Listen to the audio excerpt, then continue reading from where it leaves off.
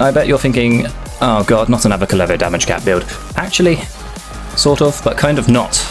If you like doing big, huge numbers, then great. If that's your cup of tea.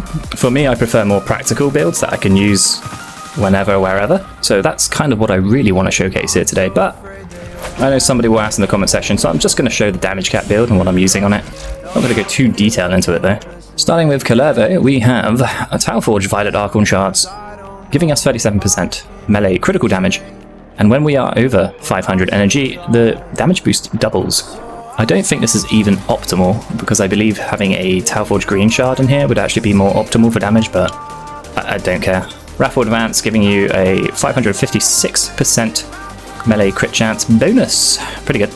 And Raw. These are the two main ones I'm using here, and then I'm using Recompense for survivability for the Overguard. Okay, so going on to the Kullervo build, I have Nira's Anguish for the slam damage, along with Nira's Hatred also for the slam damage. And then in the aura, I do have Swift Momentum for that, for a little bit of combo duration, just to help me set up my targets before my combo goes down to 11. Arcane slots, I have Arcane Fury for a little bit more melee damage. Arcane Strike because I don't have any attack speed mods on the Arca Triton, and that thing swings slower than your grandma. We have Equilibrium to provide us with infinite energy. Equilibrium in conjunction with our Sentinel, because on our Sentinel we have Synth Deconstruct, which basically gives us gives us health orbs to convert into energy. Moving on, we have Prime Continuity, a bit of duration. Duration's pretty important for Raw and for Wrathful Advance, keep it up. And then I have shoved in as much power strength as I can to buff up Raw as much as possible. Prime Flow to get that energy past 500, so that your purple shards are always active. Basically, when your Sentinel damages enemies, they have a chance to drop health orbs upon death. And with the Sentinel setup I have, it's damaging enemies pretty consistently. So that's why I'm getting lots and lots of energy, basically. Pretty good. Moving on, for the primer, I'm using Compressor. You don't have to use a compressor, but I just like the Compressor. Pretty generic build here. It is worth noting, Secondary Encumber would be probably best in slot here, because it does give you random status effects upon triggering status effects. Just more status effects, basically. I don't have that, I haven't farmed it, and I can't be bothered. I'm too lazy. So yeah, we got Cold, Corrosive, and Viral. Cold obviously boosts our crit damage. Corrosive strips their armor down. And Viral applies that 325% debuff.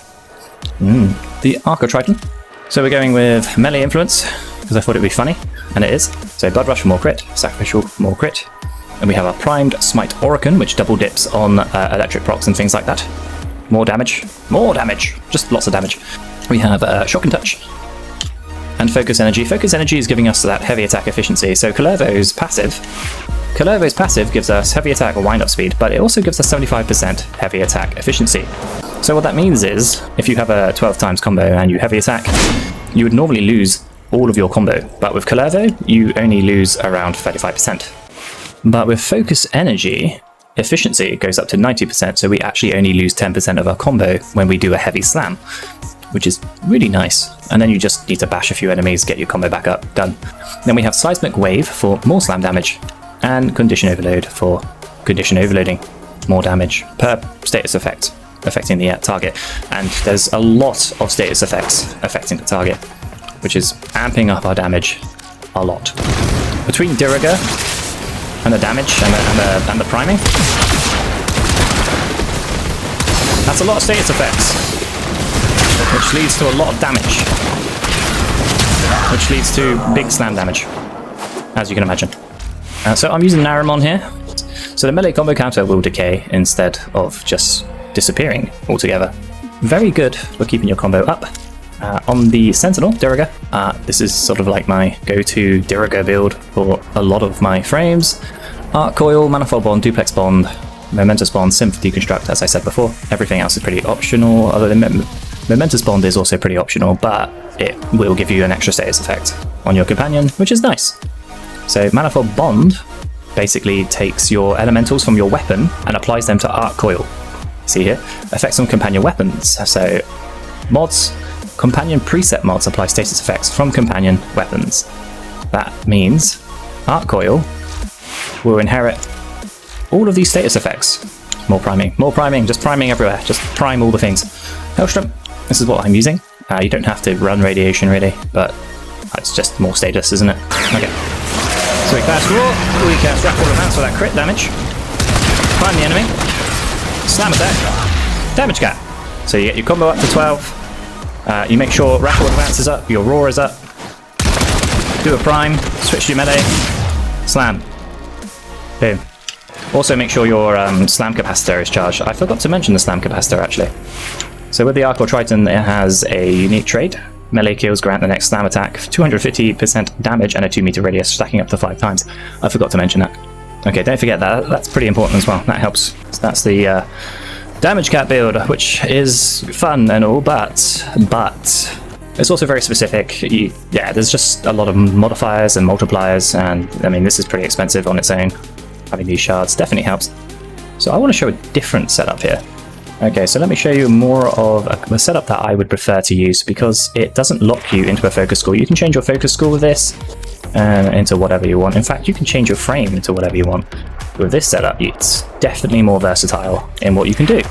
So this setup is using Ready Steel. Now with Ready Steel and Corrupted Charge, your combo counter there will always be at 3 times. So if I heavy attack, 3 times. Always. It will stay at 3 times. So you get that little bit of a multiplier there. The build itself is pretty generic. It's pretty much the same as the other one. I'm using Nourish for energy instead of Equilibrium. This kind of frees up your Sentinel slot a little bit. You can run whatever you want as a companion because you're self-sufficient with Energy Nexus. So that's the only real differences. I swapped out Equilibrium for Energy Nexus, swapped out Raw for Nourish. You get your own sort of energy sustain, and then whatever augments you want. It can be absolutely anything you want. Super versatile. You don't have to build for all this strength if you don't want to. I just like strength on Kullervo. So yeah, there you go, cast Nourish and your energy will start flying up. Pretty self-sufficient. It's very nice. For the Arc of Triton, I've changed the build. No Bane mod, because fuck Bane mods. We have Melee Elementalist. Circa Fury, if you want to hit things with just normal melee. Condition Overload, because it's just so good. Voltaic Strike, Organ Shatter, Sacrificial Steel, Seismic Slam, and a Melee Elementalist, and Corrupt Charge. So with this, there's no setup on this build. Okay, you just go in and you just slam. You just slam. No setup. You can do a bit of priming here and there if you want to. You know, just 1 million damage. Is that 1 million damage? It's damage. It does plenty of damage. Okay. Dirigo's going to prime for me. I don't have to prime. 2 million damage here and there. Pretty good. That's before buffs. Now if we add the buffs, Nourish, mix. I mean, 15 million damage. Do you need to do 2.1 billion damage? Do you need negative 2 billion damage? Do you need negative 2 billion damage, really? Do you? Showing it with Loki. I'm not even going to use this Eclipse. Go invisible. That's plenty of damage. That's enough damage. Sure. Is that enough damage? Level 222 Eximus Heavy Gunners. Is it enough damage? I mean, come on. Just be sure that in your aura slot, I mean, it does lock out your aura technically. You don't have to use Ready Steel, but it's nice to use with Ready Steel. Just to get that. It does make a big difference having Ready Steel in the aura for that extra combo multiplier, sorry. Yeah, it helps a lot.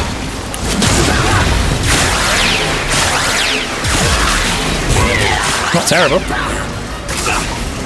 Let's get some priming, Duria. Thank you. 1.2 million damage. As long as you're priming, so Condition Overload has its damage up, you should be good. On any frame, as long as you're priming. And that's a lot of status effects right there. 1.1 million damage tick. Some of those enemies weren't even primed. 1.3 million tick damage. Lovely. That was with no buffs either. That's just, you know, a vanilla warframe. No buffs. So pretty good. Another little setup I want to try and show you all. It's just how ridiculous Kullervo is. Damage cap aside now. Haven't finished this all yet. This is all I've got on it so far. Haven't finished it whatsoever. But it will still do a lot of damage, as you're about to see. If you don't want to use slam builds, and then that will also free up your aura for something else. If you want to free up your aura for something else, probably Corrosive Projection, or even Energy Siphon. Yeah, go with Energy Siphon. And then that will really start pumping my energy back into my warframe.